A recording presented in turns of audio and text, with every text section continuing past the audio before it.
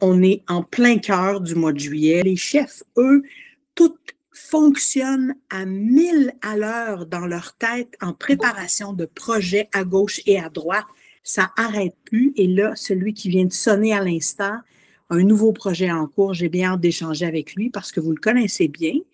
Je vais afficher, je vais l'accepter. Il s'appelle Raphaël Vizina. Salut! Salut! On t'entend comme dans une petite canisse. Je sais pas Ben, c'est parce que je suis dans une canisse, Laurie. Ah, c'est ça vrai, pas tu dit. vis dans une canisse. Je peux chanter une chanson si tu veux. Ah oui, donc. Non, ça, je vais me garder une petite gêne. Oh! Parfait. Non. Yes! Okay. Yeah! Go! Wouhou! Salut la gang! Comment ça va, ma belle Alison? Écoute, moi, je vais extraordinairement bien, mais je pense pas que je vais aussi bien que toi. Écoute, de notre côté, ça va bien, mais ça va vite en tabarnouche. Ben, c'est ça. Là, je vais aller droit au but, Raphaël, parce que je sais que ton temps est compté. Parle-moi un peu de la genèse de tout ce qui se passe en ce moment dans ta vie, parce que tu es en train, littéralement, de mettre au point une nouvelle offre alimentaire. Exactement. Ben, tu sais, nous, on a un local qui est adjacent au Laurie Raphaël, dans lequel on a déjà un commerce qui s'appelle La Sœur. Et puis, ça fait 6 ans là, que ce local-là est inoccupé, puis qu'on pense aux bons projets à faire, aux projets qui seraient dans l'air du temps aussi, niveau main-d'œuvre, niveau offre de nourriture, niveau produits locaux, niveau, tu sais, à tous les niveaux finalement. Fait qu'on a débouché sur Lueur, qui est une section finalement du Laurie Raphaël, une section bar-cuisine, où il y a un menu complètement différent. On a une cuisine ouverte avec nos 3 chefs. Tout tourne autour de la qualité du produit. Fait qu'on s'est dit comment qu'on fait pour offrir un produit d'une grande qualité à un prix plus raisonnable. Ben, on s'est dit, on va justement faire notre service bar cuisine, c'est-à-dire tout est servi derrière le bar. Il y a 3 employés là-dedans, au complet, pour faire 30 couverts par soir. OK? Wow. Mais il y a toute une organisation pour que ça fonctionne. Là, fait, il n'y a personne qui va aller de ton côté débarrasser tes assiettes. Il n'y a personne, tu sais, tes couverts, si tu veux, tu peux les garder. Quand tu veux du vin, tu le mets sur la section bar, puis on vient te le remplir. Fait qu'il y a vraiment comme une dynamique très conviviale. Là. C'est un service qui est interactif carrément, là, je dirais. Avec donc, dans le projet de réflexion de rendre ça le plus accessible possible, ultimement, c'est de répondre aux grands problèmes de pénurie de main-d'œuvre et voilà. de rendre le client un acteur qui participe littéralement à son expérience. Exactement, exactement. C'est pour ça que tu vas pouvoir venir manger à Lueur, manger des asperges du Québec avec des morilles fraîches pour 20 $, tu comprends? Sur le prix des vins aussi, on marche beaucoup moins que la moyenne, mais en fait, ce que l'industrie étant donné oui, on fait le service du vin, évidemment, mais étant donné qu'on va beaucoup moins loin dans le service, ben, on réussit à se rendre ultra accessible, tu sais. Ce que je trouve super excitant dans ce projet-là, Raphaël, c'est que c'est toi et Laurie. C'est votre création du début à la fin. C'est une première, en quelque sorte, pour vous deux, depuis que vous avez pris les rênes du Laurie Raphaël. Parce que le Laurie Raphaël a été bâti par vos parents. Exact. Et là, Lueur, c'est l'avenir, c'est cette nouvelle génération-là des Vizina Gagnon.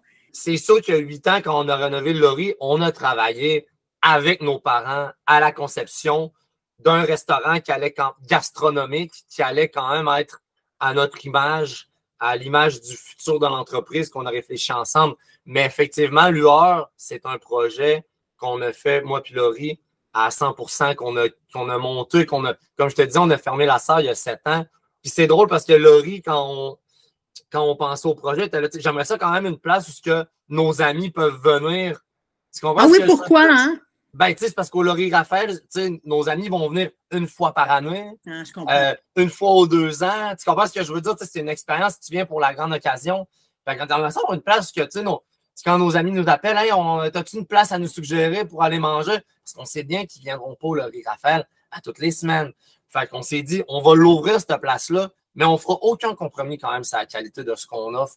T'sais, on veut que les produits, là, c'est la même chambre froide qu'au Laurie, c'est pas compliqué. C'est une section du Laurie Raphaël. Tu as la même qualité de nourriture. Tu manges du safran du Québec, tu manges des morilles, tu manges du foie gras, tu manges c'est de la truffe, tu peux n'importe quoi. On a tous les mêmes produits. C'est juste vraiment dans un milieu décontracté, un peu ludique. Tu vas voir, le décor est inspiré du décor du Laurie Raphaël. Tu sais, tu as la louve de Jean-Robert Drouillard qui est illuminée par des néons au plafond. Tu sais, t'es ailleurs, là. Tu sais, t'as l'arbre du Laurie aussi qui est en plein milieu de la salle, qui est aussi dans la fresque au plafond. Tu sais, tout est inspiré, tout a été réfléchi, mais en mode ultra décontracté, tu sais. Ah, j'aime ça. J'aime ça. Ouais. J'ai l'impression qu'on va... c'est ça qu'on va découvrir davantage votre personnalité à toi et Laurie, même si tu dis que vous étiez grandement impliqués dans le renouveau du Laurie Raphaël. C'est quoi le défi quand tu travailles avec ta sœur dans la création d'un projet comme ça? Ben écoute, on est assez complémentaires, je te dirais, parce que moi, je suis beaucoup dans les idées, je suis beaucoup dans ça serait le fun, ça serait le fun, puis tout ça. Puis Laurie est un peu dans la ouais, mais ça va être compliqué à faire, ou ben ça va prendre tant de temps, ou ça, ben le raf d'un délai, on est serré. Fait que ma soeur est ultra pragmatique et est en comptabilité, tu sais, dans le bureau. Elle, quand moi j'y envoie une idée complètement folle, ou ben quoi que ce soit, elle va regarder le côté faisabilité, tout ça.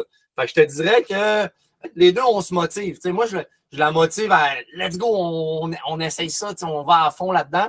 Puis elle va être plus. Elle va me dire, laisse-moi regarder les chiffres, là. Laisse-moi le rappel, ta créativité. Laisse-moi regarder si d'un délai on est bon, c'est ça, exactement. Fait qu'on a quand même fait la paire, là. Ouais. Mais justement, tu sais, quand tu regardes les chiffres, quand tu regardes le passé, tu regardes à quel point vous, les restaurateurs, avez littéralement mangé la claque dans les dernières années. Qu'est-ce qui motive à réinvestir puis à réouvrir une autre entreprise? Hey, c'est de l'argent ouvrir un nouveau restaurant, Raphaël, là.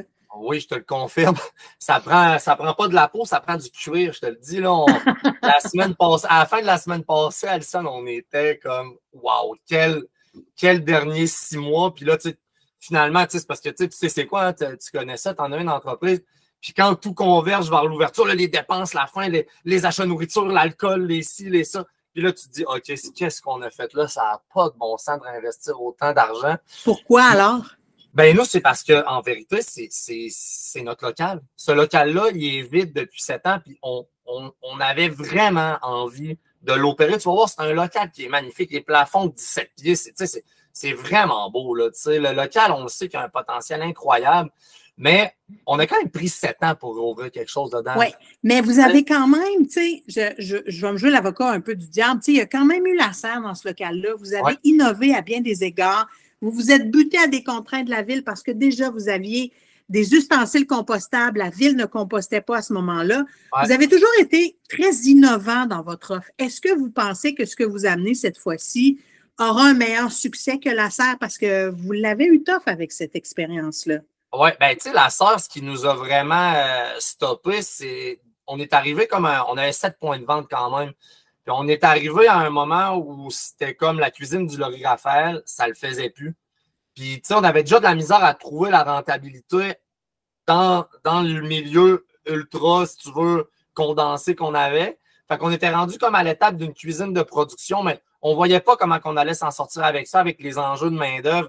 Tu sais, nous, ça a vraiment été un tout avec la sœur. Puis un matin, on s'est réveillé puis on s'est dit, hey, tu sais, c'est-tu vraiment ça qu'on veut? Parce qu'on était là-dedans, là. Tu sais, quand tu es dedans, là, ça roule tellement qu'il y a beaucoup de personnel, beaucoup d'achats de tu sais, c'est quoi les pots justement de plastique compostables, les ustensiles, les bouteilles de jus, les trucs. Fait que quand on a pensé ce projet-là de Blueur, là, c'est l'absolu inverse. On s'est dit, on veut un projet qui... C'est tout ce qu'on a, à part notre investissement, évidemment, pour le local, tout ça, tout ce qu'on a, c'est 3 employés qui vont être en charge complète du projet. Fait que tu comprends? Dans la même cuisine, avec les mêmes produits que le Laurie. Tu comprends ce que je veux dire? Oui. Ces 3 personnes-là, Michel, Nick et Sam, c'est vraiment, là, c'est eux qui vont gérer le projet. C'est 3 personnes qui ont gravité au Laurie Raphaël ou autour du Laurie Raphaël, qui connaissent bien mon style. Puis, tu sais, moi, je goûte les menus, les changements de menus avec eux. Je les ai vraiment laissés aller. Mais, tu sais, ils travaillent un peu à notre façon. Fait tu sais, eux autres, là, ils ont comme carte blanche là-dedans. Amusez-vous. Si vous voulez faire des changements, faites-moi les goûter, mais je veux qu'eux autres s'éclatent, puis je veux les mettre de l'avant. Puis même si je me projette dans un futur un peu plus loin, tu sais, les prochains, tu sais, c'est ça, j'aimerais ça que ça soit un tremplin aussi pour des cuisiniers. C'est intéressant que tu parles de l'avenir parce que, tu sais, on en entend parler aussi sur la map monde gastronomique des grands restaurants, pour ne pas le nommer, René Redzepi avec le Noma qui a dit, écoute, la haute gastronomie, c'est voué à disparaître. Ce n'est plus un modèle qui est viable. C'est trop dispendieux, contexte de pénurie de main-d'œuvre. Les stagiaires sont difficiles à aller chercher parce que la compétition, elle est partout sur la planète maintenant. Toi, quand tu justement te projettes puis que tu mets en place ce nouveau projet-là, Lueur, est-ce que tu penses aussi en même temps à l'avenir du Laurie Raphaël? Est-ce que pour toi, ça fait partie dans une discussion à long terme avec ta sœur Laurie de se dire, OK, ben dans 10 ans, oui, on pense que ce sera encore là ou peut-être qu'on va tester avec Lueur un nouveau concept dans le but de peut-être faire évoluer la marque différemment? On n'a pas dans l'intention d'arrêter de la gastronomie. Moi, c'est certain, ça me stimule beaucoup. Puis je pense qu'il y a des restaurants gastronomiques, peut-être des restaurants gastronomiques, tu sais, à ampleur mondiale où il y a vraiment comme stagiaire full cuisinier, tu sais, c'est peut-être voué à disparaître. Mais nous, dans notre modèle d'affaires, tu sais, je pense que ça va rester. Puis je pense que ça en prend aussi dans un écosystème de restaurants, des restaurants gastronomiques qui vont innover. Tu sais, ce qu'on fait aujourd'hui dans les bistrots, c'était le gastro d'il y a 15 ans. C'est vrai, ça.